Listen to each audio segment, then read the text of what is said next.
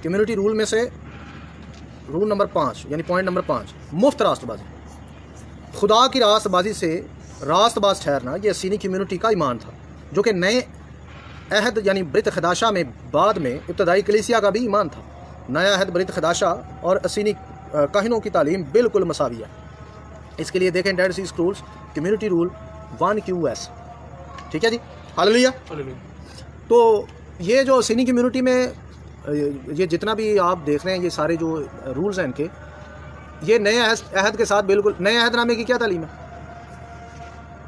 रास्तबाजी कैसे है जी? रास्तबाजी मुफ्त है। रास्तबाजी कैसी है? मुफ्त है। और पलूस कहता है कि इसके लिए पढ़ें आप 2 करंथियों 5 बाब की आयत, जरा पढ़ दें ये हवाला बुलंद आवाज से। जो गुनाह से वाकिफ ना था उसी को उसने हमारे वास्ते गुनाह ठहराया, ताकि हम उसमें से होकर खुदा की रास्तबाजी हो जाए। हालेलुया। सो रसूलों की तालीम क्या है कि हम सब को जो रास्तबाजी मिली है वो किसकी रास्तबाजी है? खुदा की। किसकी है? यही तालीम असीनी कम्युनिटी की थी। वो इतना अमल करने के बाद भी कहते थे कि हम खुदा की रास्तबाजी से रास्तबाज हैं, लेकिन अपना अमल बंद नहीं करते थे। एक मुझे अफसोस होता है कि हमारी कौम के अंदर अमल बंद करके लोग कहते हैं जी हम खुदा की रास्तबाजी से क्या हैं? रास्तबाज है। इब्तदाई कलीसिया भी अमल जारी रखती थी तौरा पर, लेकिन उनका ईमान क्या था कि हम सब रास्तबाज किसकी रास्तबाजी से हैं? खुदा की। हालेलुया। तो ये असीनी कम्युनिटी का ये ईमान था कि हम खुदा की रास्तबाजी से रास्तबाज ठहरे हैं। बारूक हशम। अच्छा जी, नंबर 6, वो खुदा का बेटा कहलाएगा। वो खुदा का बेटा कहलाएगा, ये अल्फाज सबसे पहले असीनी कम्युनिटी की तहरीरों में लिखे हैं। ये अल्फाज आपने कभी पुराने अहदनामे में पढ़े कि वो खुदा का बेटा कहलाएगा? पढ़े कभी आपने पुराने अहदनामे में? कभी ये अल्फाज पढ़े आपने? नबूवतों में जब मसाया के बारे में नबूवतें होती हैं, पुराने अहदनामे में ये अल्फाज है कि वो खुदा का बेटा कहलाएगा। मैंने तो नहीं पढ़े वैसे आज तक, ठीक है ना जी। लेकिन ये अल्फाज असीनी कम्युनिटी की तहरीरों में लिखे हुए हैं, जो मसाया से 200 साल पहले की तहरीर है। कैसी हैरत की बात है। हालेलुया। तो ये मैं आपको ये पढ़ा देता हूँ। लूका की इंजील में जबराइल फरिश्ता मुकद्दसा मरियम के सामने ज़ाहिर हुआ और उसने कहा, लूका 1 बाब 31 आयत पढ़े जरा बुलंद आवाज से। और देख तू हामला होगी और तेरे बेटा होगा, उसका नाम यीशु रखना। वो बुजुर्ग होगा और खुदा ताला का बेटा कहलाएगा।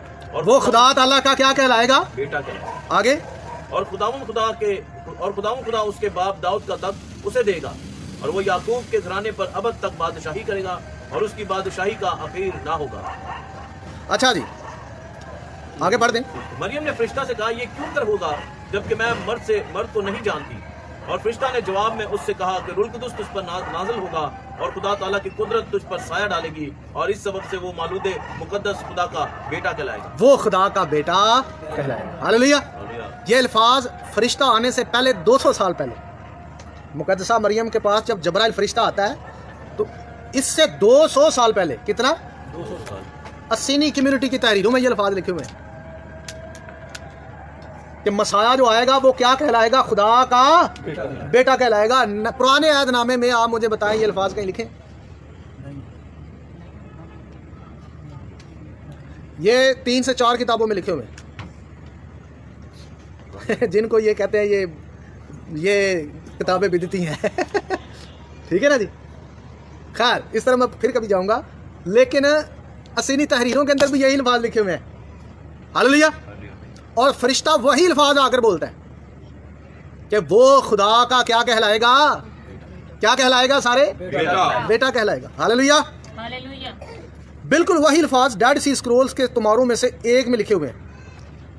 तुमार में यूं लिखा है, मैं ये वाला पढ़ रहा हूं आपके सामने, जो तुमार का है, वो अजीम कहलाएगा और उसे खुदा का बेटा कहा जाएगा।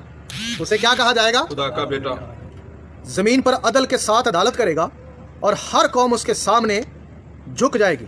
इसके लिए देखें डेड सी स्क्रोल्स नंबर 4Q246। नए अहद की तालीम वाज़ेह तौर पर असीनी कम्युनिटी के साथ मसावी है। मसाया के लिए लफ्ज़ खुदा का बेटा कहलाएगा पुराने अहद में कहीं भी नहीं लिखे गए। ये अल्फाज सिर्फ असीनी कम्युनिटी की तहरीरों में लिखे हैं, जिनको दोबारा जबराइल फरिश्ते ने मुकद्दसा मरियम को कहे थे। आप तो फरिश्ते भी तस्दीक करते हैं उनकी तालीम की। अच्छा मुझे बताएं, फरीसी मानते हैं यीशु खुदा का बेटा है या मसाया खुदा का बेटा होगा? जब मसाया ने अपने आप को खुदा का बेटा कहा तो फरीसियों के क्या अल्फाज थे, जरा सारे बोले। उन्होंने कहा ये कुफर कहता है। उन्होंने क्या कहा? ये क्या कहता है? कुफर कहता है। फरीसियों को मसाया जब खुद को खुदा का बेटा कहता था तो फरीसियों को इतनी तकलीफ क्यों होती थी? क्योंकि दो चीज़ें थी। पहली कि मसाया की ज़्यादातर तालीम जो थी वो असीनी कम्युनिटी के साथ मैच होती थी, और बिल्कुल वही अल्फाज मसाया ने कहे जो असीनी तहरीरों में लिखे हुए थे। और उनको तकलीफ ये हुई क्योंकि वो पहले से असीनी कम्युनिटी से बहुत ज़्यादा दावत रखते थे, नफरत करते थे उनसे। और जब मसाया ने अपने आप को खुदा का बेटा कहा तो ये फरीसियों का अकीदा ही नहीं था कि आने वाला मसाया खुदा का बेटा होगा, लेकिन ये सिर्फ असीनियों का अकीदा था कि आने वाला मसाया जो होगा वो खुदा का क्या कहलाएगा? बेटा कहलाएगा। फरीसियों को इसकी तकलीफ थी, इसलिए उन्होंने ये अल्फाज बड़े सख्त लहजे में कहे कि ये क्या कहता है? कुफर कहता है। ये क्या कहता है? वैसे मैं यहाँ पर यह कहना चाहता हूँ कि ये पाकिस्तान में जितने लकीर के फ़कीर फरीसियों के ताबेदार हैं और उनकी पैरवी करते हैं, उनको पहले ज़रा फरीसियों के कायद पढ़ लेने चाहिए कि वो किस किस्म के थे और असीनियों के खिलाफ बोलते हैं। असीनी तो बिल्कुल जो है उनकी तालीमात जो है वो मसाया के साथ क्या होती है? मैच होती है। बारूक हशम